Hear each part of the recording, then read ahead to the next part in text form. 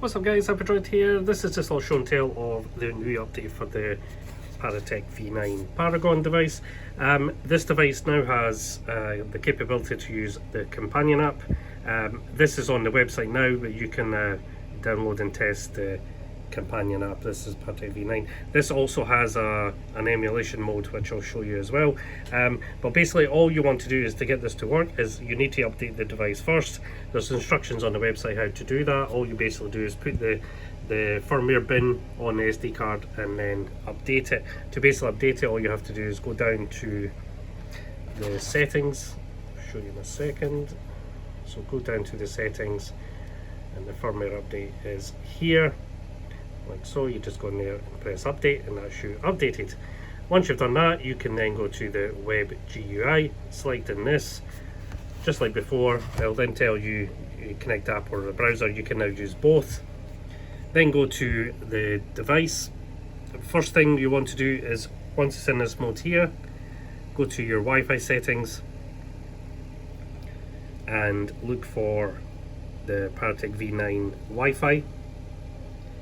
Here, connect to that. The first time you do this, it might say, do you want to stay connected? Just allow it to stay connected, otherwise it will disconnect and go back to a Wi-Fi that has internet.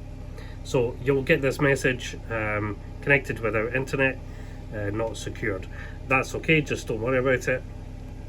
Then all you want to do is launch the application and you'll have a bunch of options. You can run the emulation mode, which basically imitates the device. You can basically try it out and see what the V9 firmware does, but to basically connect it to the app, all we want to do is come to this menu here. So once it's on the screen, once it's here, all you want to do is press connect. If the screen doesn't change right away, there's a reason for that. Is because it has an internal check. All you want to do is press exit here and then it should connect here. Back and go back in again. Sometimes it doesn't connect right away, they'll go and connect. Sometimes it takes a whole second or two, but once you get to the screen, you're now connected. There's a few things you can do here. You can use the web GUI. This is like when you connect to the web browser and connect to that way. You can do it directly here as well, or you can go to device mirror. Device mirror basically emulates both screens at the same time, and operating it on any of the screens, it's hard to do this. See, it changes on both. So you can then control the device on both devices, like that. I was controlling it with this, now we can control with this, and it basically mirrors exactly what we're doing here. So we can go into apps, for example, press OK, we'll go down to Oracle mode for example, make sure the volume's turned up so we can hear it, and press OK.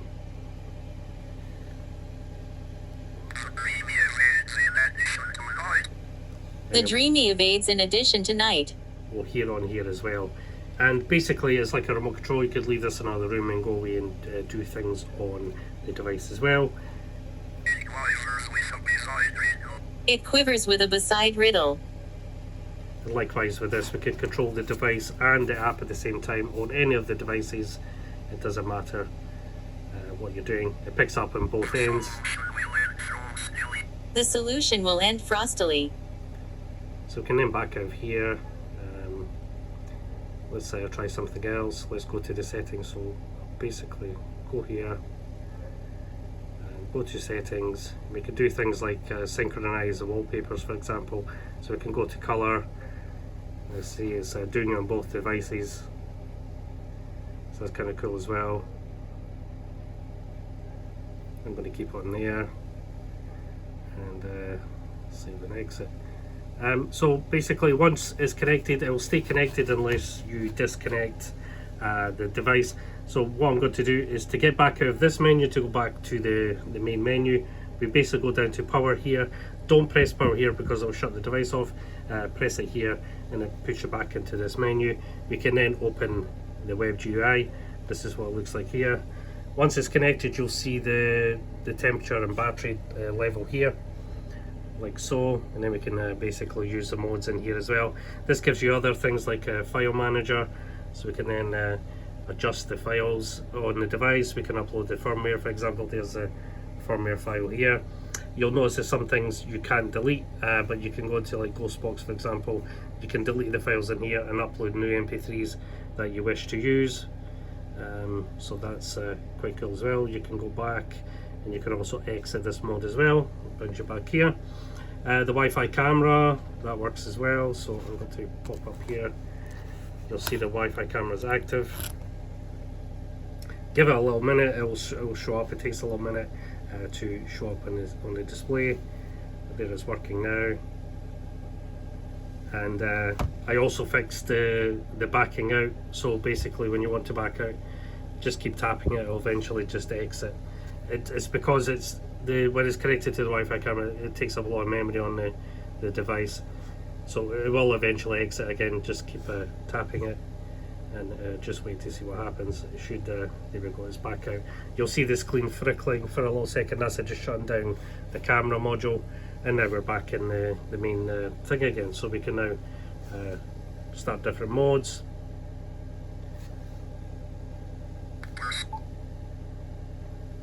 So when you're in WebGI mode, you can see the results here as well.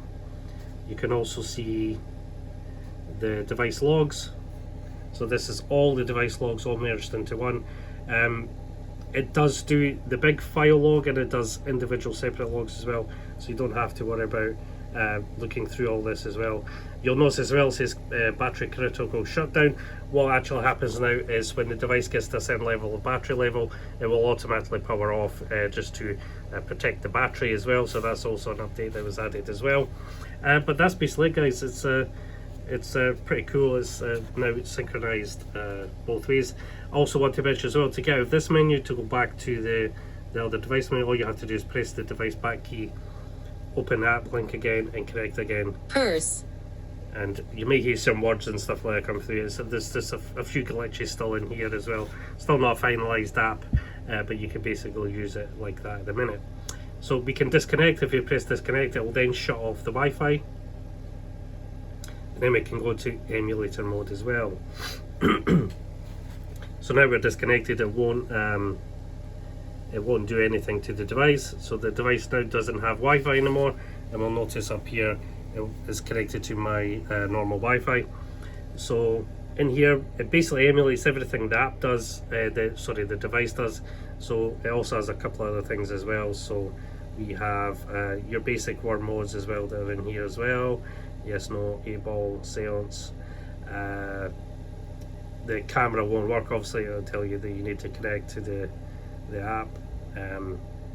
So we have an EMF meter as well. So this case has a little magnet in it, so if I mess with the magnet, you'll see is actually reading the EMF. But you'll notice as well is when you put a big spike on it, it rolls back. This is just all calibration. So it's basically just letting you know there's a spike of magnetic energy there. So there's also EMF sense mode. So it's now waiting for something to interact with the magnetic field, and then it'll trigger the oracle response as well. Who resonates the conduit? So that's basically it as well. So I added that in as well. This has EMF and static. It's like a different type of technology from your device, obviously, but I wanted to add this into the emulation mode just to kind of show you how it works and stuff like that. So you can do all kinds of stuff in here. You've obviously got all your modes and stuff like that. You can see the history. So word mode, for example, there's nothing in there. I did EMF sense, so there's some stuff in here, so there's a response in there. But you've also got the settings as well, so you can go to the settings and change things like the generator can be auto or manual, stuff like that. The sound, you can mess with the sound, it could be TTS, beep or silent, and the volume, you can mess with the volume. Color, so you can change the color to whatever color you prefer. I just like to keep it on the unicorn theme, and save and exit. So that's basically, guys, it's just like a little emulator of the actual device. It'll let you basically experience the device without actually physically owning the device. Obviously, if you have the device, you have your other options as well. But likewise, to get this menu, all you have to do is press power, and then obviously if you have your device, you can pair it up and connect like that as well. So it's pretty cool. Anyway guys, it's just a little update on what I've been working on. This is where I'm at the minute. The firmware update for this is now released. You have to update the firmware to be able to use it with the app. So that is something you need to be aware of. You need to do that first. Once you've done that, it will then work with the application. I'm going to leave a link in the description where you can download the files, a little bit more about the actual ParaTek V9 device. As you can see, it's pretty cool. Now this is a different model. This is one I was experimenting with, which has a larger antenna, as an unscrewable antenna, but this won't be a production model because the antenna actually messes with the internal EMF static detection, so that won't be a feature, unfortunately. This was basically intended to see if it would increase the range, which it did. Increased it about 3 times over the stock antenna that's built into the device, but you don't need to worry about that. The antenna is quite long. I mean, it easily goes up to 10 meters. The expected range is about 30 meters, but 10 meters should be adequate in most environments. Anyway guys, I'm going to leave it there, and I shall catch you guys on the next one. Bye for now.